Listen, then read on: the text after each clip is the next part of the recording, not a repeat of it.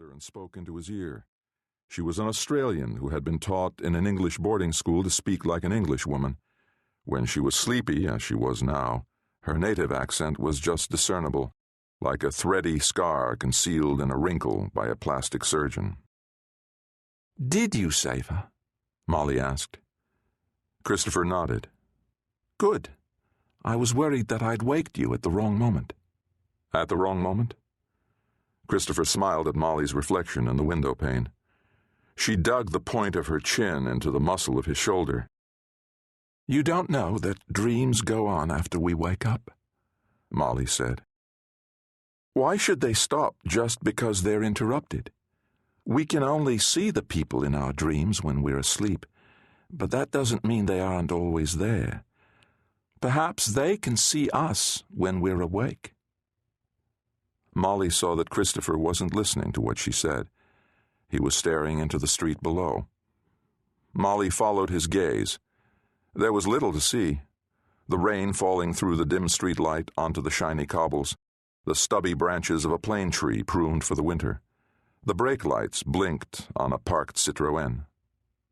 "Is that Tom Webster's man in that car?" Molly asked. "Yes." "Is he really going to guard me all the time you're gone?" "It won't always be the same car, or the same man. But the car will always be in that parking space. They'll blink the brake lights on the hour and the half hour to let you know they're there." "Wonderful, Tom. That will buck me up tremendously."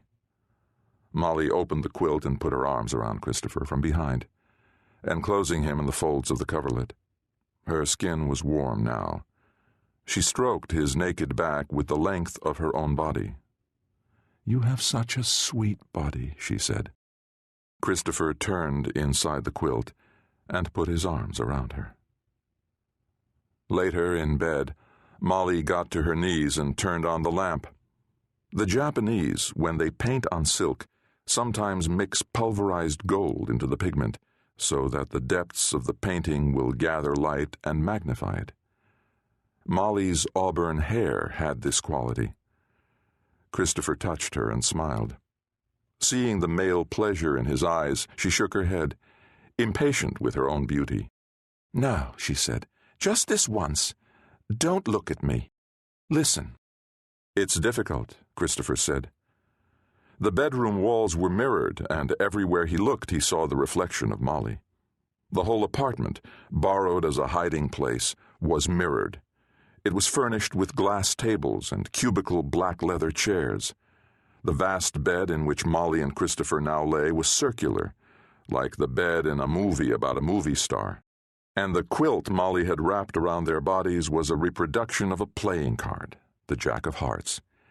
All these images, and especially Molly's nudity, were reflected from mirror to mirror. "Your plane leaves in 3 hours," Molly said. "I don't want to send you off in a sad mood, but really, Paul, I'm filled with dread." She was very pale.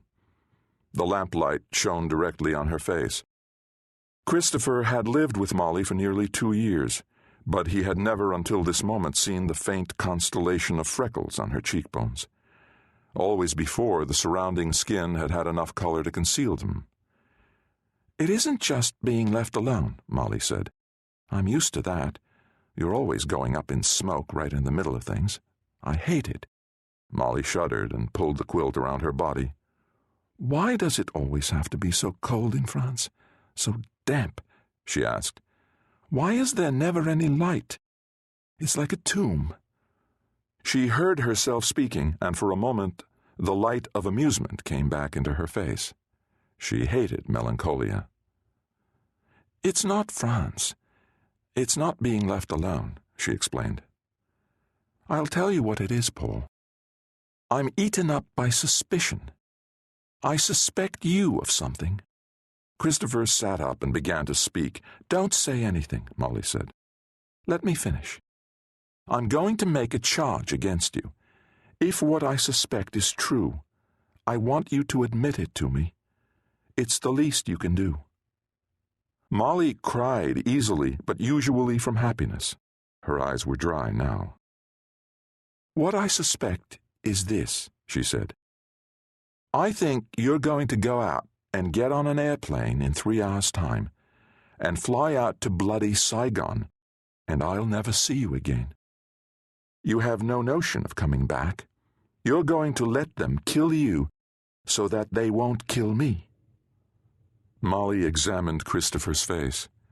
He would not look into her eyes, so she gazed at him in the mirror.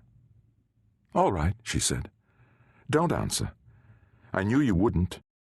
But if you leave me in that way, with such cruelty, I'll never forgive you. I won't, Paul. Not even in death." She turned off the lamp and drew close to him. In the darkness he could smell her skin, soap, and the forest odor of lovemaking. They had just come back from the mountains, and the scent of wood smoke lingered in her hair. There had been a fireplace in their room. Molly loved all sorts of friendly flames, candles, burning logs. "It isn't true," Christopher said, now that it was dark. "Then don't leave without saying goodbye," Molly said. "Don't do that again. Paul, don't vanish. I mean it. Really, I mean it." She turned on the lamp again so that he could see how serious she was. Christopher kissed her eyes. She was crying now. Molly lifted his arm and wrapped it around her body. Her muscles were tense. He knew that she meant to stay awake until it was time for him to go. But soon the warmth of the bed relaxed her, and she fell asleep. At midnight, Christopher slipped out of bed and put on his clothes. There was very little light in the room, just the reflection of a street lamp. But he had been lying awake in the dark and his eyes had adjusted. He could see Molly quite plainly. Her face was buried in the pillow. She was dreaming. She pushed a long bare leg out of the bed, muttered a few words, and resumed her soft breathing. Her left hand turned on the sheet. She was wearing all the rings Christopher had ever given her: emerald, topaz, scarab, opal, one on each finger. He always brought her a ring when he came home from a journey. She never took them off. Molly spoke again in her sleep. Christopher could not make out the words. He knelt beside the bed and slipped his hand beneath the covers, but he could not bring himself to wake her. He stood up. Molly had left her purse on the dressing table. He took an envelope out of his coat pocket and crossed the room, walking softly over the thick white carpet. Molly moved in the bed. In the mirror, Christopher could see her sleeping face. He opened her purse and placed the envelope inside. He paused in the doorway and looked once more at Molly's sleeping faces, dozens of them, reflected in the mirrors. Then he went into the living room. A fur coat lay in a heap by the door where Molly had left it. He picked it up and draped it over a chair. Then, just as Molly had feared, he left without saying goodbye, locking the door behind him. The sound of the key in the lock woke Molly. Naked, she ran into the living room. The elevator whined in its shaft. She tried to open the door, but the complicated locks defeated her. She broke a nail, twisting the bolt. Sucking the wound, she went to the window. In the street below, Christopher was talking to the man in the Citroën. He had got out of the car, and the two of them stood in the rain, chatting. They looked up at Molly's window, but it was at the top of the house, and they didn't see her, a pale stripe of flesh against the darkness of the room. Christopher finished talking and walked away. He had an American walk. He did not hold himself in any particular way as Europeans did. He simply walked, as if it didn't matter to him what class strangers thought he belonged to. "Damn you," Molly said, watching him. Her eye fell on the fur coat. She put it on, meaning to follow Christopher into the street, and struggled with the locks again. She could not get them open. Molly ran back to the window. Christopher had vanished, but the man in the Citroën was still out in the open. He looked upward at the window. Molly stepped back into the dark. The man reached in his pocket for something, found it, looked up and down the street, then hurried away. Molly knew what he had in his pocket, a telephone token. He was going to use the public telephone at the metro.